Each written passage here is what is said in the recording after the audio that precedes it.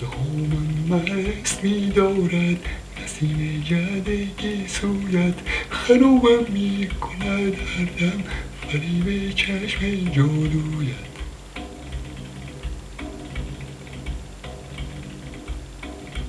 پس از چندین شکیبایی شب یارم توان دیدن که شمع دیده افروزیم در محراب ابرویت.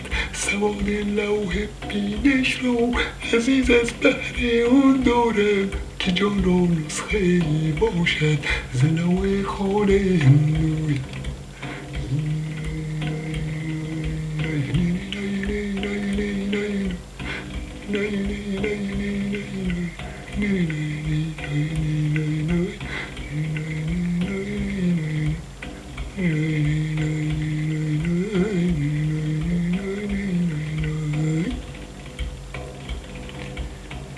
تو گر خواهی که جاویدان جهان یک سر بیارایی صبا را گو که بردارد زمانی برق از رویت.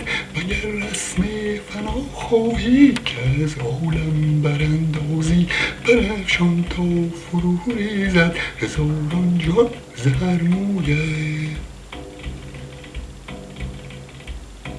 من و باد صبا مسکین تو سرگردان بی حاصل من از افسون چشمت مست و از بوی گیسویت. زی همت که حافظ راست از دنیی و از عقبی نیاید هیچ در چشمش به جز خاک سر کویت.